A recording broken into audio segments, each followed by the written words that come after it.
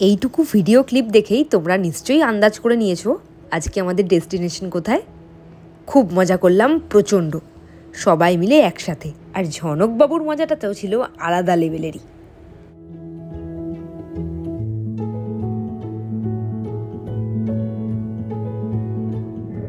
Good morning everyone, welcome back to the channel Roznamcha. ঘড়িতে বাজে 5:30। আমরা একেবারে রেডি। ঝনকের খাবার বানিয়ে নিয়েছি কিন্তু সকালে উঠে 4টের সময় ঘুম থেকে উঠেছি। ঝনককে রেডি করিয়ে এখনও ওঠাইনি, রেডি করিয়ে এবার শুয়ে রেখেছি। এক্ষুনি বাবারা এলো বলে আমরা এক্ষুনি বেরোবো, মানে 5-10 মিনিটের মধ্যে।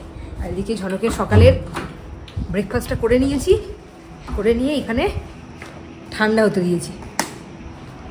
এই যে বাইরে একেবারে আলো ফুটে গেছে, 5:30 বাজে, কিচ্ছু মনে হচ্ছে না সেটা।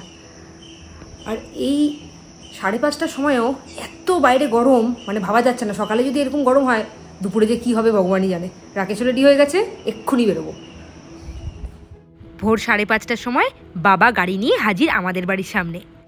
এইবার তোমাদেরকে বলেই ফেলি আমরা কোথায় যাচ্ছি। আমরা প্রথমে ঠিক করেছিলাম দীঘায় যাব, দীঘায় থাকবো, কিন্তু এত রাশ এই সময়টাতে। আজকে সেকেন্ড স্যাটারডে, তারপরে আবার কিছুদিনের মধ্যেই সমস্ত স্কুলগুলো গরমের ছুটি খুলে যাবে, তাই জন্যই এত রাশ। আমরা তাই জন্য শেষমেশ ঠিক করলাম মন্দারমণিতে থাকব। তবে আমরা কিন্তু একটা বড়সড় দুঃসাহস দেখিয়ে ফেলেছি। এরকম একটা দিনে আমরা হোটেল না বুক করে যাচ্ছি, তাও আর আমাদের 3টে রুম লাগবে। 1-2 হলে তাও হতো, 3টে রুম যখন লাগবে তখন তো একটু ভয় আছেই মনে। আর পুরো দায়িত্বটা গিয়ে পড়েছে রাকেশের ঘাড়ে। মা গঙ্গাকে প্রণাম জানিয়ে আমরা ঈশ্বরগুপ্ত সেতুতে উঠে পড়লাম, আর নদিয়াকে বিদায় জানিয়ে প্রবেশ করলাম হুগলি জেলায়। দেখো নতুন ব্রিজটার জন্য কি সুন্দর কাজ চলছে।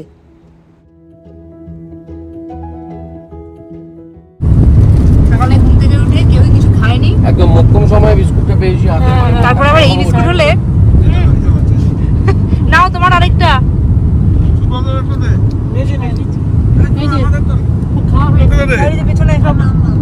পেছনের প্যাসেঞ্জার আর আমরা হলাম মাঝখানে, সামনে। ঝনক তুমি কি খাচ্ছ?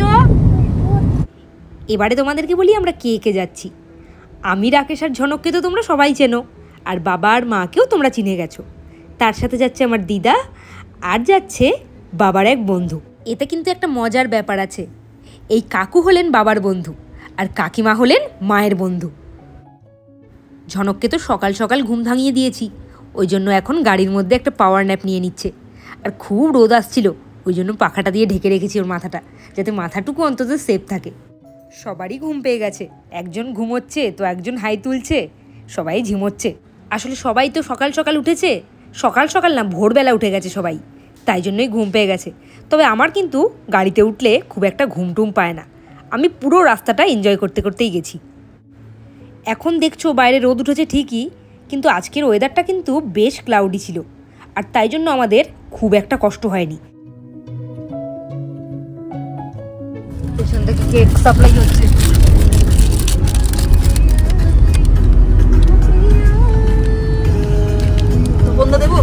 আমরা কোথাও ঘুরতে গেলে, মানে বাবার সাথে কোথাও ঘুরতে গেলে, বাবা কিন্তু বেশ খাওয়া দাওয়ার দায়িত্বে থাকে। এই দেখো বাড়ির থেকে কত কিছু নিয়ে এসেছে। প্রথমে কেক দিল সবাইকে, এবার দিচ্ছে ডিম সেদ্ধ, এরপরে ভান্ডারে আছে কলা, তারপরে আবার সন্দেশও আছে। শোনো, তুমি যে ঘুরতে যাচ্ছ টাকা দাও। খেয়ে নিয়েছি। কি খেয়ে নিয়েছো? 100 টাকা খেয়ে নিয়েছি। 100 টাকা খেয়ে নিয়েছে নাকি? টাকা দে, ঘুরতে যাচ্ছিস কি করে? টাকা দে, দে টাকা দে, টাকা দে। কই কিছুই তো নেই হাতে, আর 100 টাকায় কিচ্ছু হবে না। দাও টাকা দাও। টাকা তো আমার কাছে নাই। তাহলে এসছো যে ঘুরতে, কিসের ভরসায়? ঝনকের সাথে এইরকম মজা করতে করতেই বেশ রাস্তাটা চলে গেলাম। আর উনি এখন ঘুম থেকে উঠেও গেছেন। এইবার খাওয়াতে হবে ঝনককে, অনেকটাই দেরি হয়ে গেছে। আমরা তো গাড়ির মধ্যে টুকটাক অনেক কিছুই খেয়েছি, ও শুধু একটা কেক ছাড়া আর কিছুই খায়নি, তাই জন্য এবার একটা জায়গা দেখে দাঁড়িয়ে ওকে খাইয়ে নেব।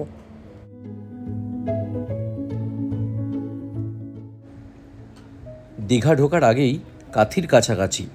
দেখো রাস্তার শোভা সত্যি দেখার মতো, তাই না? কাথি পৌঁছে কাথি সেন্ট্রাল বাস স্ট্যান্ডে আমরা একটা পেট্রোল পাম্পে দাঁড়ালাম, সেখানে খানিকটা ওয়াশরুম ব্যবহার করলাম এবং তারপর আমরা ঝনকবাবুকে খাওয়ানোর দিকে মন দিলাম। আমরা মানে ঝনকবাবুর মা আর ওর দিয়া। তাদের কাছে যথারীতি ঝনকবাবু আদুরে বায়না শুরু করলো। তারপর ঝনকবাবুকে সেখান থেকে খাইয়ে আবার আমরা যাত্রা শুরু করলাম মন্দারমণির উদ্দেশ্যে। ঝনক যে আজকে এত সুন্দর একটা টি শার্ট পরেছে যার মধ্যে রাধাকৃষ্ণের ছবি দেওয়া আছে। এইটা ঝনককে কে দিয়েছে জানো? ঝনকের অঙ্কিতা ম্যাডাম আছে না, অঙ্কিতা ম্যাডামের মা। আসলে অঙ্কিতা ম্যাডামের বাড়ির প্রত্যেকটা মানুষ ঝনককে এত ভালোবাসে যে একেবারে নিজেদের বাড়ির আরেকজন বলেই মনে করে।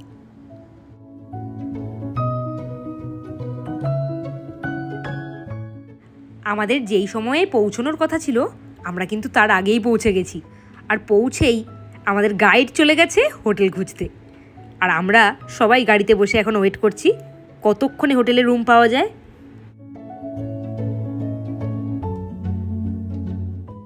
রাকেশ যখন রুম খুঁজতে গেছে আমরা ভাবলাম টাইমটাকে একটু কাজে লাগানো যাক। একটা অরুণ আইসক্রিমের স্টল দেখলাম আর তড়াক করে গাড়ির থেকে নেমে ফটাস করে কিনে নিলাম। আর সবাই মিলে হামলে পড়লাম ওই অরুণ আইসক্রিমগুলোর দিকে। ঢুকে গেছি হোটেলে। তবে আচ্ছা, হোটেল খুঁজতে গিয়ে খুব ভোগান্তি হয়েছে। আসল ব্যাপারটা হলো আজকে তো সেকেন্ড স্যাটারডে, ওই জন্য ভিড়টা প্রচণ্ড বেশি। আর মন্দারমণি দীঘাতে মনে হচ্ছে সব জায়গার লোক এসে উঠেছে। তবে শেষ পর্যন্ত ভাগ্যবশত আমরা একটা ভালো হোটেল মোটামুটি পেয়ে গেছি। দারুণ বলা যায় না, কিন্তু বেশ ভালো, ভিউটাও দারুণ। আর ঘরের মোটামুটি লোকটা চলে যায় একদিন থাকার জন্য। তবে একটা হোটেলে আমরা 3টে ঘর পাইনি, আমরা আলাদা হয়ে গেছি মাদের থেকে। আমাদের হোটেলটার ভিউটাই বেশি ভালো। মানে একটা ঘর যেহেতু, তাই জন্য আমরা এখানে আছি। এবার সবাই যাচ্ছে, আমিও যাব, একটু বিচে যাই। আমরা সদল বলে নেমে গেছি বিচে। তবে মহিলারা কিন্তু নামেনি, বয়স্ক মহিলারা। বয়স্ক পুরুষরা নেমেছে যদিও। বাবার উদ্যম তো সবসময় আগে আগে কোন দূরে চলে গেছে। আর এদিকে ঝনক, আমি আর রাকেশ 3 জনে যাচ্ছি এইবারে জলের দিকে। আর এই এত ঢেউ দেখে ঝনক যে কী মজা পেয়েছে। এর আগের বার বকখালিতে গিয়ে এত মজা পায়নি, এইবার যতটা মজা ও পেয়েছে।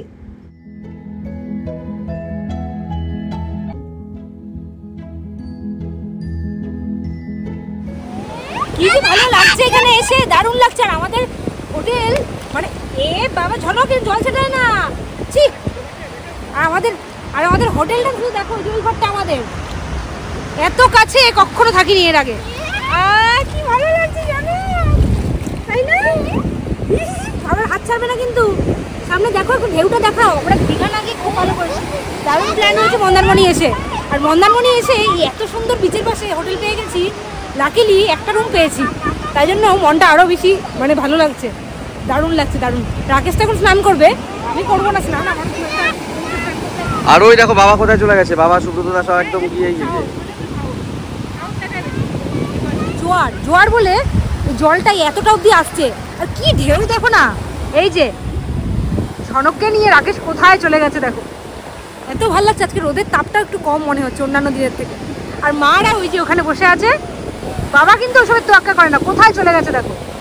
ঝনক কিন্তু খুব মজা পেয়েছে আজকে, দারুণ মজা পেয়েছে। আমাকে একবার করছে ইয়া, যে জলটা আসছে, ঢেউটা আসছে, দেখো অবস্থাটা ওর।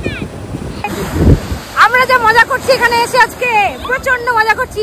সমুদ্রে স্নান করিনি তো কি হয়েছে, হাফ তো ভিজেই গেছি, আর হাফ মনে কিছু করে মধ্যে ভিজে যাবো। ঝনক হাত ছাড়বে না কিন্তু বাবার। আর এখন বাজে 2টো, খাওয়া দাওয়ার কোনো ব্যাপার নেই, কখন খেতে পারবো কোনো ঠিক নেই। ভাবছি না কখন খাবো। এই দেখো জলের পরিমাণ, মনে হচ্ছে এখানেই দাঁড়িয়ে থাকি। এত রোদে আমার মাইগ্রেনের প্রবলেম আছে, তাতেও ভাবছি না সেসব। ওই দেখো বাবাদেরকে কোথায় গিয়ে দাঁড়িয়েছে। আর এই একজন ছেলে সামলাচ্ছে। একজন আমার জীবন থেকে সব সকাল লাগছে, আমি যেতেই পারছি না। আমি সমুদ্রে সাঁতার কাটালো, কি করবো? জনককে আমি সামলাতে দেখি, যদি পড়ে যায় ফট করে কি হবে? জনক যেতে চাইছে না ওখানে। আমি পুরীতে 3 বছর, প্রায় মানে 3 বছরের একটা বড় সময় ছিলাম, তখন আমি সমুদ্রে সাঁতার কেটে বেড়াতাম। আর সেই লোক আমি এখন যেতে পারছি না। তাই জন্য তো গায়ের রংটা এরকম হয়েছে, এটা বলো। না এটা আমার একদম পুরো কেডিএম রং করা, একদম কেডিএম রং, এটা উঠবে না। সমুদ্রে অনেক ঝাপাঝাপি লাফালাফি করার পরে আমরা স্নান সেরে ফ্রেশ হয়ে নিয়েছি। এইবারে আমরা সবাই মিলে যাচ্ছি খেতে। তখন বেজে গেছে 3টে, বিকেল হতে চললো বলে।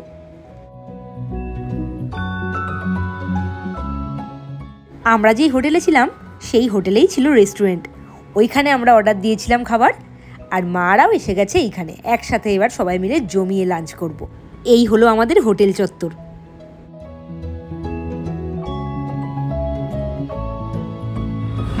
বসে আছি, এখনো দেয়নি। ঝনকের ভাতের আশায় বসে আছি, ডাল নিয়ে কখন দেবে খাওয়া। হ্যাঁ চলে এসছে রাস্তায়, আর 3টে বাজে গেছে। আমাদের কারোর খাওয়া হয়নি, সেটা না হয় মানলাম, ঝনকেরও খাওয়া হয়নি। মায়ের রান্না করা ডাল নিয়ে বসে আছি, কখন একটু ভাত পাবো সেটাকে খাওয়াবো। হ্যাঁ আমরা তো এলামই এই মাত্র, মানে এত ঝাঁপিয়েছি আমরা, সবার পেটের মধ্যে একেবারে মানে উথাল পাতাল হচ্ছে খিদে।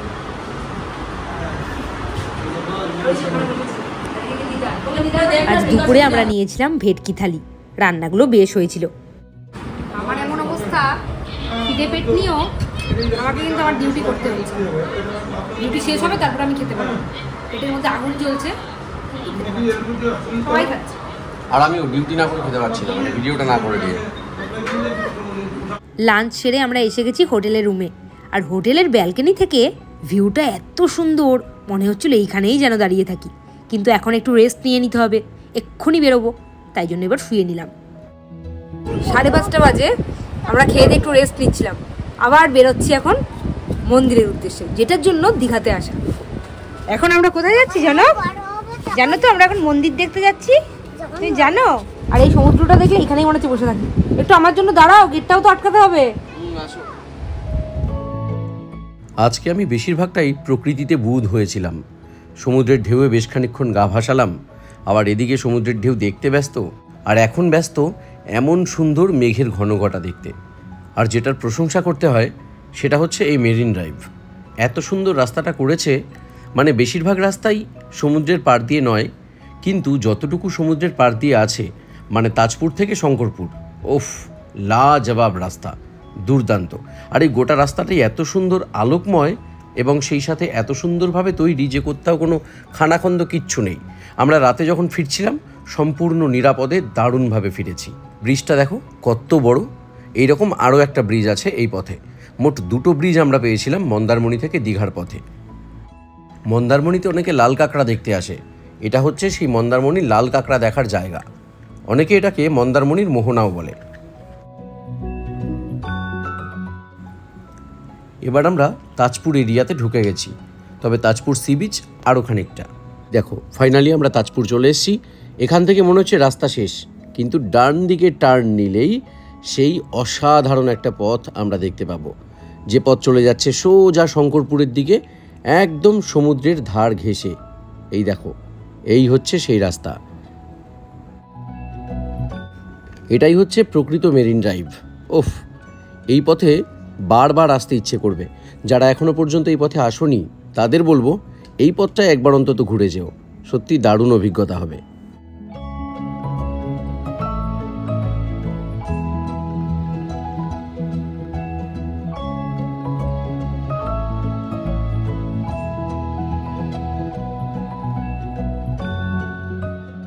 এবার আমরা এসে পৌঁছেছি শঙ্করপুর বিচের কাছে। এই দেখুন শঙ্করপুর পার্ক, যা দারুণভাবে সাজানো। এখানে থাকার জন্য 3-4টে হোটেল আছে। আপনারা গুগল ম্যাপে গিয়ে শঙ্করপুর জুম করবেন, সেখানে হোটেলগুলোর নাম পেয়ে যাবেন এবং হোটেলগুলোকে ক্লিক করলেই ওদের ফোন নাম্বারও পেয়ে যাবেন। যাই হোক, আগামী দিনে এই জায়গাটা একটা অন্যতম প্রাইম লোকেশন হবে বলে আমার ধারণা। একটা সুন্দর নিরিবিলি খাবার দাবারের জায়গা আছে, এমন একটা সাজোয়া পরিবেশ শঙ্করপুর। আর এই জায়গাটার সৌন্দর্য কতটা মোহনীয় সেটা ওনাদের দুজনের মুখ দেখলেই বোঝা যাচ্ছে। এই দেখো, ঝনক এখানে এসে একটা খেলনা ভাগিয়েছে। আজ সমুদ্রে এত হাওয়া ছিল, মনে হচ্ছিল আমাদের যেন উড়িয়ে নিয়ে যাবে। এই দেখো এক একজনের অবস্থা দেখো। এই বাবা, তুমি এইসব কিনে দাঁড়িয়ে আছো এখানে? নাও নাও। হ্যাঁ, শুধু খাই খাই করে। দেখেছো তো, আনলাম সবার জন্য আর আমি নাকি খাই খাই করি। অবস্থা দেখো। এই হচ্ছে পুরুষ মানুষের জীবন, যতই করো নাম তুমি পাবে না। জানি এখানে কিচ্ছু শোনা যাবে না, প্রচন্ড হাওয়ার শব্দ, কিন্তু আমরা একেবারে পারফেক্ট টাইমে এখানটাতে এসেছি। না অন্ধকার হয়েছে না রোদ ছিল, এত ভালো লাগছে জায়গাটা এসে। এখানে নামতে পারলে একটু ভালো হতো, নামতে পারলাম না, সাথে অনেকে আছে। আবার জগন্নাথ মন্দির 8টার মধ্যে বন্ধ হয়ে যাবে। আমরা এখন জগন্নাথ মন্দির দেখতে যাচ্ছি, ওখানে গিয়ে ঠাকুরকে দেখতে পাবো না, রথযাত্রা কি বন্ধ থাকবে। চলো দেখে আসি। যে দূরে সাগর যেখানে আকাশে মিশেছে, এবার এত সুন্দর সৌন্দর্য ছেড়ে তাড়াতাড়ি চলে যেতে হবে, মন্দির দর্শন করতে হবে, তো হাতে সময় বড়ই কম। মোটামুটি 7টা বাজতে 10 নাগাদ আমরা এসে পৌঁছলাম জগন্নাথ মন্দিরে। দীঘা জগন্নাথ মন্দির সত্যি দেখার মতো করে করেছে। আর এখানে কিন্তু রাত্রি 8টার সময় মন্দির বন্ধ হয়ে যায়, অর্থাৎ 8টার পর কেউ মন্দিরে ঢুকতে পারবেন না। আর এখন যেহেতু স্নানযাত্রা থেকে রথযাত্রার মাঝে জগন্নাথ দেবের যে মূল মন্দির তার ফটক বন্ধ থাকে, তাই জগন্নাথ দেবকে দর্শন আমরা করতে পারবো না, কিন্তু ভেতরের মন্দিরটা আমরা দেখতে পারবো। আর সেটি এবার তোমাদের সঙ্গে চলো ভাগ করে নিই। জানিয়ে রাখি কিছু খুঁটিনাটি তথ্য। সেটা হচ্ছে মন্দিরের চত্বর থেকে গাড়ি বেশ খানিকটা দূরে রাখতে হয় এবং তারপর একদম সুন্দর পরিষ্কার রাস্তা দিয়ে তোমাকে হেঁটে আসতে হবে।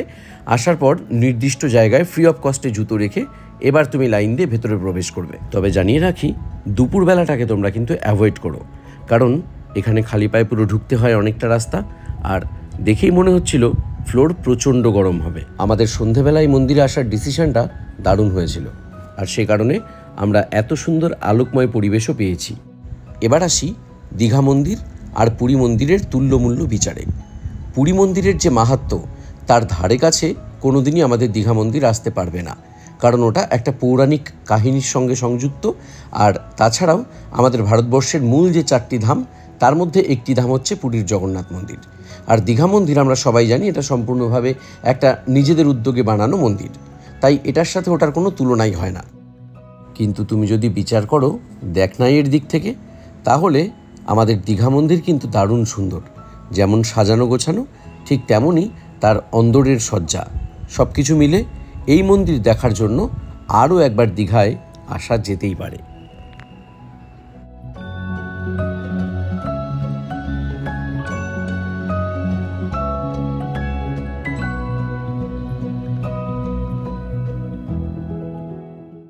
এমনই বেশ কয়েকটি মন্দিরের স্তর অতিক্রম করে আমরা মূল মন্দিরে প্রবেশ করলাম। আর দেখুন মূল মন্দিরটা কি দারুণ করেছে। এখানে দাঁড়িয়েই প্রভু জগন্নাথ দেবের দর্শন পাওয়া যায়, কিন্তু আজ তো বন্ধ থাকবে, একদম রথ পর্যন্তই বন্ধ থাকবে, তাই আমরা প্রভু জগন্নাথকে দূর থেকেই প্রণাম জানালাম। চলুন এবার আপনাদের নিয়ে যাই একেবারে মূল মন্দিরের ভেতরে।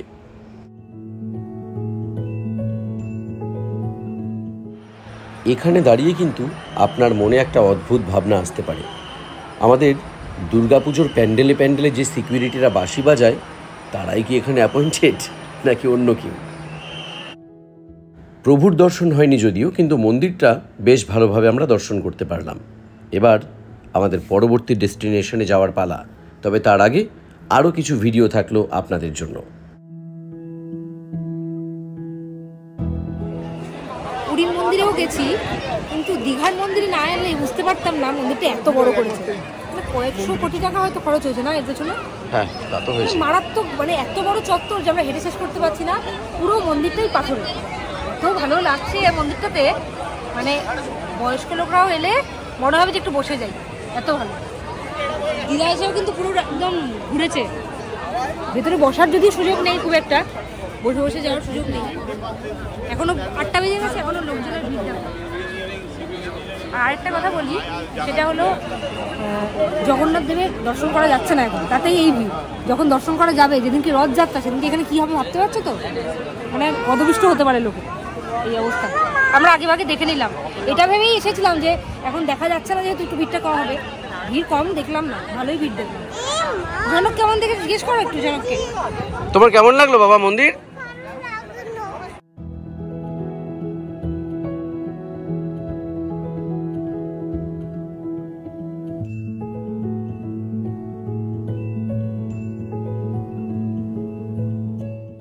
দীঘা জগন্নাথ মন্দির দর্শন তো হলো, এবার আমরা যাব ঢেউ সাগরে।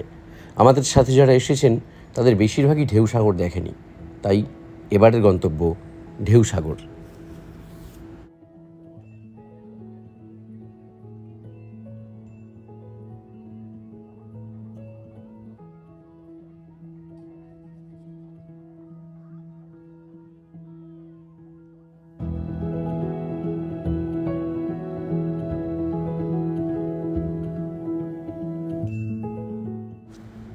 আর এই হচ্ছে ঢেউসাগরের ময়ূরপঙ্খী জাহাজ। আগে যেখানে নিয়মিত গান বাজনা হতো সবার জন্য, কিন্তু এখন গান বাজনাটা দেখলাম বন্ধ হয়ে গেছে। আর এদিকে ঢেউ দেখো, ঝনক রীতিমতো ওর দাদুর কোলে উঠে এই উঁচুতে দাঁড়িয়ে দাঁড়িয়ে ঢেউ দেখছে। এবারে দেখাই সেই গেটটা, যেইটা না দেখালে দীঘা ট্রিপটা অসম্পূর্ণই থেকে যাবে। রাত্রে হোটেলে ফিরে রুটি, অমলেট আর তড়কা দিয়ে আমরা ডিনার সেরে ফেললাম। আর এইবারে আমরা চলে গেলাম যে যার ঘরে। আজকে ব্লগটা শেষ করি এখানেই। কালকেও একটা নতুন সুন্দর ব্লগ নিয়ে তোমাদের সাথে দেখা করব। Good night.